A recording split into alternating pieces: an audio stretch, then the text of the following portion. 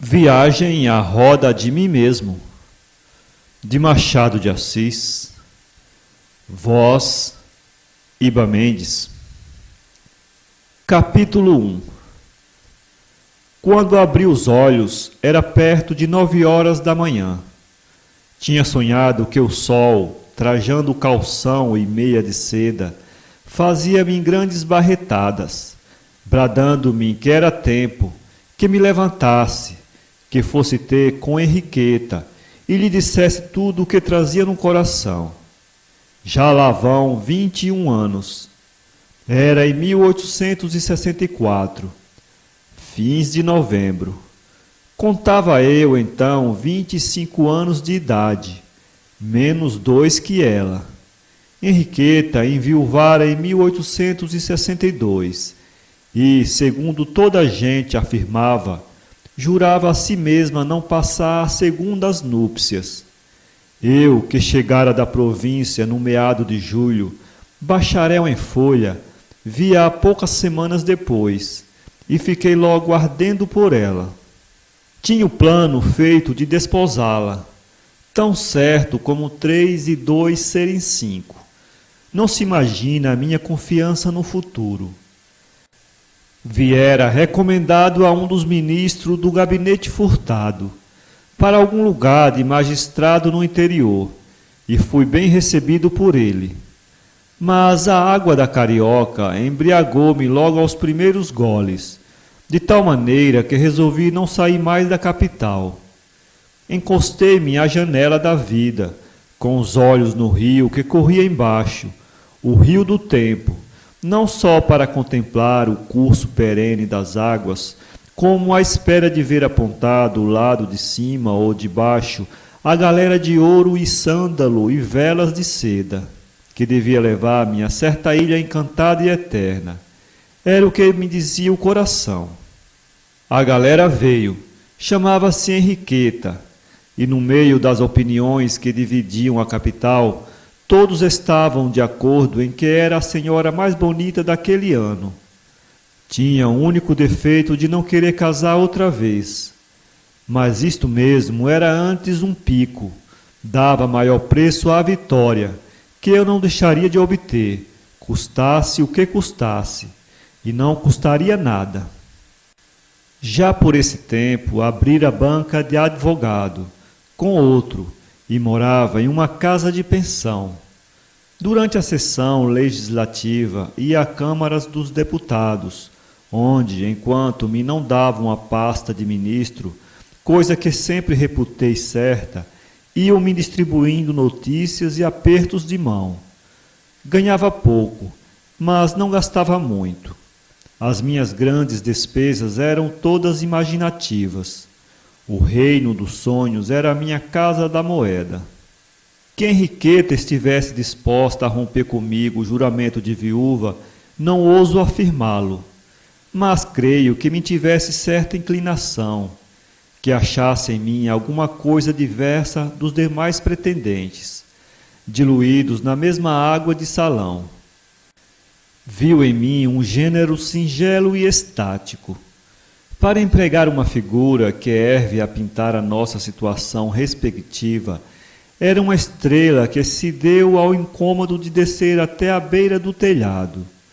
Bastava-me trepar ao telhado e trazê-la para dentro.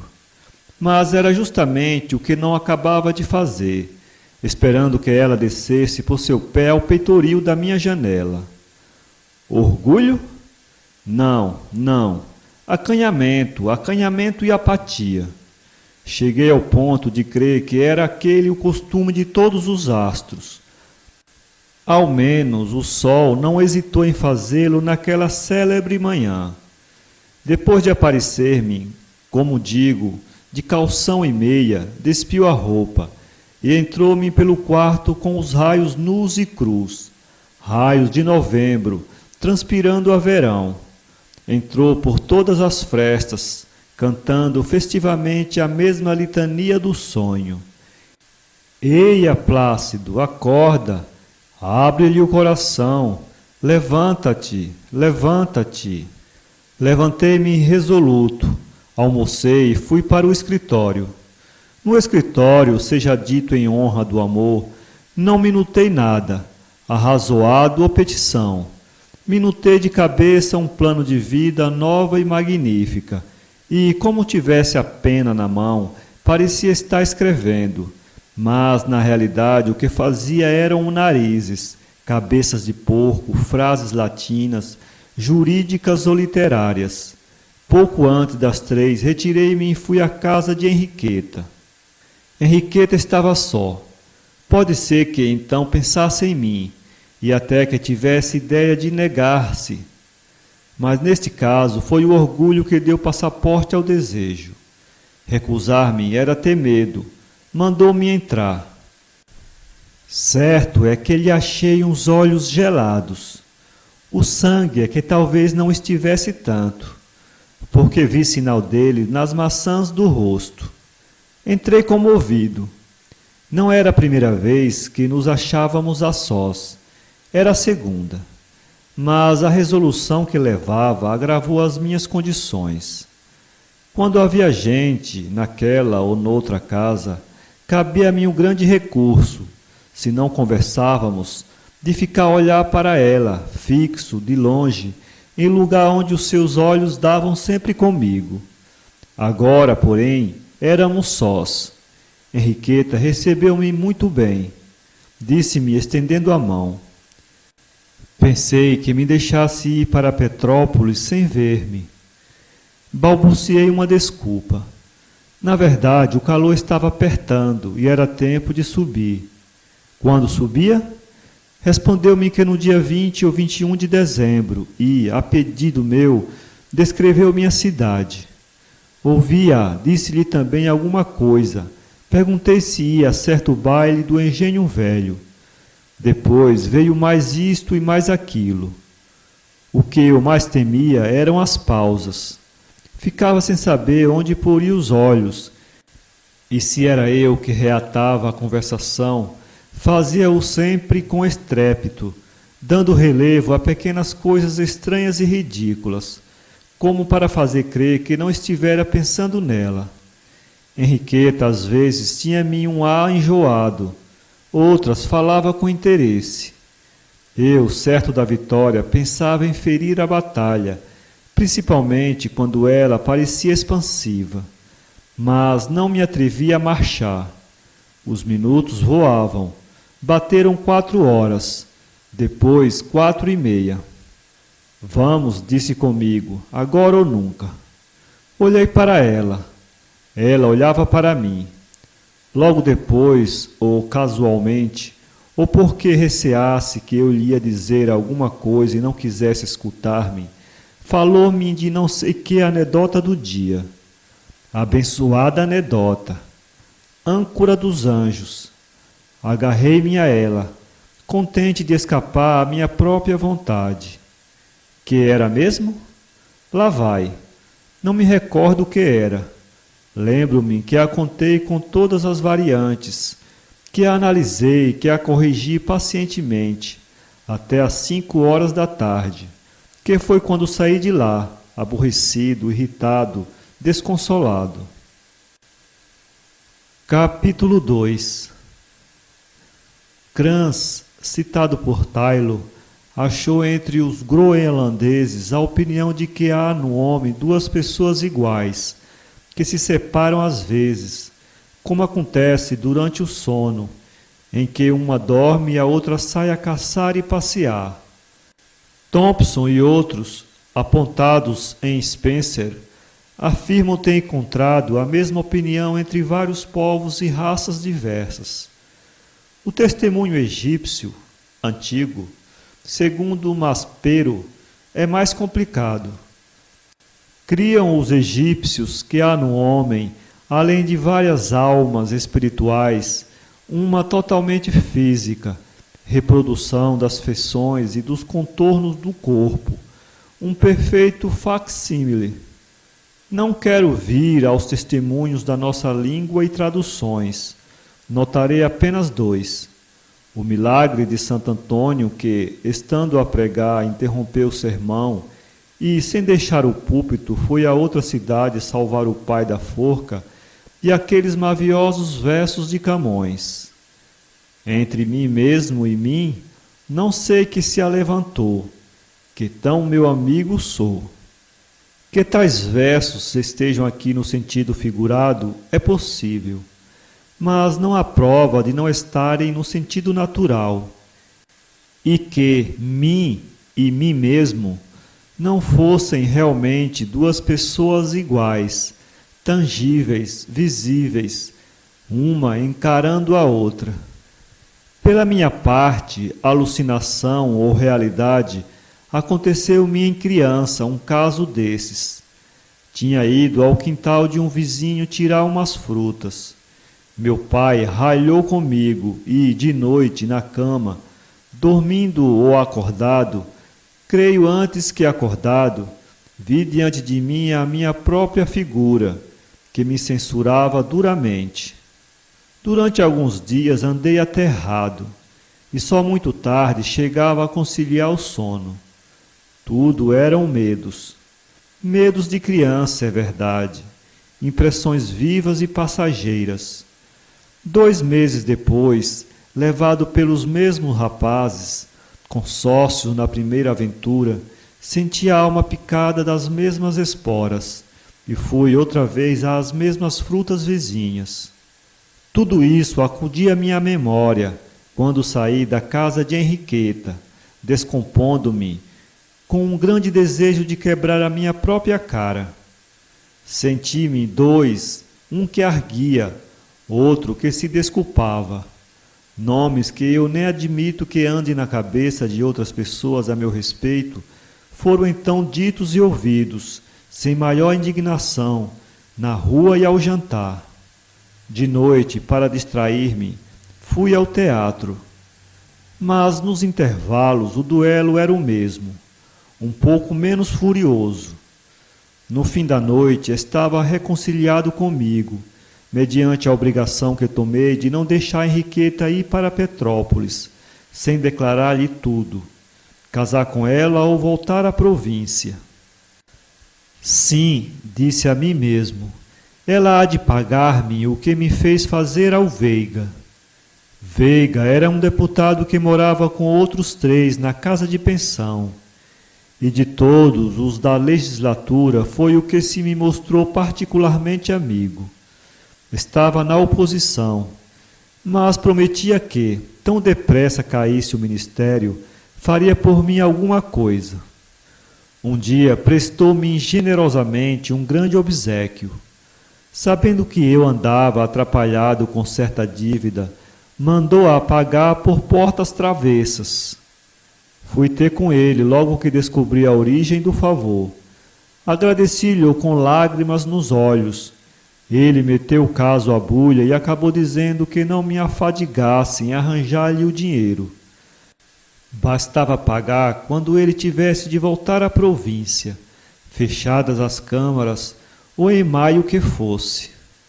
Pouco depois vi Henriqueta e fiquei logo namorado. Encontramo-nos algumas vezes. Um dia recebi convite para um sarau, em casa de terceira pessoa propícia aos meus desejos, e resolvida a fazer o que pudesse para ver-nos ligados. Chegou o dia do sarau, mas, de tarde, indo jantar, dei com uma novidade inesperada. Veiga, que na véspera à noite tivera alguma dor de cabeça e calafrios, amanheceu com febre, que se fez violenta para a tarde. Já era muito, mas aqui vai o pior. Os 3 deputados, amigos dele, tinham de ir a uma reunião política e haviam combinado que eu ficasse com o doente e mais um criado, até que eles voltassem, e não seria tarde. Você fica, disseram-me. Antes da meia-noite estamos de volta. Tentei balbuciar uma desculpa, mas nem a língua obedeceu à intenção, nem eles ouviram nada. Já me haviam dado as costas. Mandei-os ao diabo, ele e os parlamentos. Depois de jantar, fui vestir-me para estar pronto. Enfiei um chambre em vez da casaca e fui para o quarto do Veiga. Este ardia em febre. Mas, chegando eu à cama, viu ele a gravata branca e o colete, e disse-me que não fizesse cerimônias, que não era preciso ficar. Não, não vou. Vá, doutor. O João fica. Eles voltam cedo. Voltam às 11 horas. 11 que sejam. Vá, vá. Baloucei entre ir e ficar. O dever atava-me os pés. O amor abria minhas asas. Olhei durante alguns instantes para o doente, que jazia na cama, com as pálpebras caídas, respirando a custo. Os outros deviam voltar à meia-noite. Eu disse 11 horas, mas foi meia-noite que eles mesmos declararam, e até lá entregue a um criado. Vá, doutor. Já tomou o remédio? Perguntei. A segunda dose às 9h30. Pus-lhe a mão na testa. Era uma brasa. Tomei-lhe o pulso. Era um galope. Enquanto hesitava ainda, consertei-lhe os lençóis. Depois fui arranjar algumas coisas no quarto. E afinal tornei ao doente, para dizer que iria, mas estaria cedo de volta. Abriu apenas metade dos olhos e respondeu com um gesto. Eu apertei-lhe a mão. Não há de ser nada, amanhã está bom, disse-lhe saindo. Corri a vestir a casaca e fui para casa onde devia achar a bela Henriqueta. Não a achei ainda. Chegou 15 minutos depois. A noite que passei foi das melhores daquele tempo. Sensações, borboletas fugitivas que laídes. Pudesse eu recolher-vos todas e pregar-vos aqui neste papel para recreio das pessoas que me leem. Veriam todas que não as ouvem nunca mais lindas, nem em tanta cópia, nem tão vivas e lépidas. Henriqueta contava mais de um pretendente, mas não sei se fazia com os outros o que fazia comigo, que era mandar-me um olhar de quando em quando. Amigas dela diziam que a máxima da viúva era que os olhares das mulheres, como as barretadas dos homens, são atos de cortesia, insignificantes. Mas atribuí sempre esse dito à intriga. Valsou uma só vez, e foi comigo. Pedi-lhe uma quadrilha, recusou-a, dizendo que preferia conversar. O que dissemos não sei bem. Lá se vão 21 anos. Lembro-me só que falei menos que ela, que a maior parte do tempo deixei-me estar encostado, a ver cair-lhe da boca uma torrente de coisas divinas. Lembrei-me 2 vezes do Veiga, mas, de propósito, não consultei o relógio com medo. Você está completamente tonto, disse-me um amigo. Creio que sorri, odei de ombros. Fiz qualquer coisa, mas não disse nada, porque era verdade que estava tonto e tontíssimo. Só dei por mim quando ouvi bater a portinhola do carro de Henriqueta. Os cavalos trotaram logo. Eu, que estava à porta, puxei o relógio para ver as horas. Eram 2. Tive um calafrio ao pensar no doente. Corri a buscar a capa e voei para casa, aflito, receando algum desastre. Andando, não evitava que o perfil de Henriqueta viesse interpor-se entre mim e ele, e uma ideia corrigia a outra. Então, sem o sentir, afrouxava o passo e dava por mim ao pé dela, ou aos pés dela. Cheguei a casa, corri ao quarto do Veiga, achei-o mal. Um dos 3 deputados velava, enquanto os outros tinham ido tomar algum repouso. Haviam regressado da reunião antes de 1 hora e acharam o enfermo delirante. O criado adormecera. Não sabiam quanto tempo ficara o doente abandonado. Tinham mandado chamar o médico. Ouvi calado e vexado. Fui despir-me para velar o resto da noite. No quarto, a sós comigo, chamei-me ingrato e tolo. Deixar um amigo lutando com a doença para correr atrás de uns belos olhos que podiam esperar. Caí na poltrona. Não me dividi fisicamente, como me parecera em criança, mas moralmente desdobrei-me em dois, um que imprecava, outro que gemia. No fim de alguns minutos, fui despir-me e passei ao quarto do enfermo, onde fiquei até de manhã. Pois bem, não foi ainda isto que me deixou um vinco de ressentimento contra Henriqueta. Foi a repetição do caso. 4 dias depois tive de ir a um jantar, a que ela ia também. Jantar não é baile, disse comigo. Vou e volto cedo. Fui e voltei tarde, muito tarde. Um dos deputados disse-me, quando saí, que talvez achasse o colega morto. Era a opinião do médico assistente. Redargui vivamente que não. Era o sentimento de outros médicos consultados. Voltei tarde, repito. Não foram os manjares, posto que preciosos, nem os vinhos dignos de Horácio. Foi ela, tão só ela. Não senti as horas, não senti nada. Quando cheguei a casa era perto de meia-noite. Veiga não morrera, estava salvo de perigo. Mas entrei tão envergonhado que simulei uma doença e meti-me na cama. Dormi tarde e mal, muito mal. Capítulo 3. Agora não devia acontecer-me o mesmo. Vá que, em criança, corresse 2 vezes as frutas do vizinho. Mas a repetição do caso do Veiga era intolerável, e a deste outro seria ridícula. Tive ideia de escrever uma carta, longa ou breve, pedindo-lhe a mão.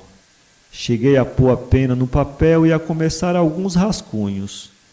Vi que era fraqueza e determinei ir em pessoa. Pode ser também que esta resolução fosse um sofisma, para escapar às lacunas da carta. Era de noite. Marquei o dia seguinte. Saí de casa e andei muito, pensando e imaginando. Voltei com as pernas moídas e dormi como um ambicioso. De manhã pensei ainda num caso. Compus de cabeça a cerimônia do casamento, pomposa e rara, chegando ao ponto de transformar tudo o que estava em volta de mim. Fiz do trivial e desbotado quarto de pensão um rico boudoir, com ela dentro, falando-me da eternidade. Plácido, Henriqueta. De noite é que fui à casa dela.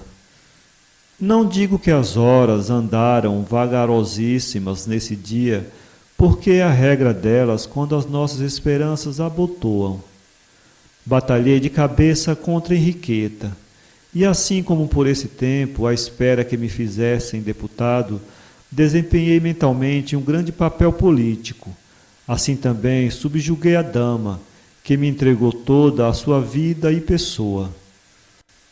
Sobre o jantar, peguei casualmente nos 3 Mosqueteiros. Li 5 ou 6 capítulos que me fizeram bem e me abarrotaram de ideias petulantes, como outras tantas pedras preciosas em torno desse medalhão central. As mulheres pertencem ao mais atrevido. Respirei afoito e marchei.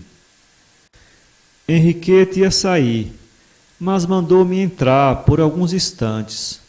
Vestida de preto, sem mantelete ou capa, com o simples busto liso e redondo e o toucado especial dela, que era uma combinação da moda com a sua própria invenção, não tenho dúvida em dizer que me desvairou.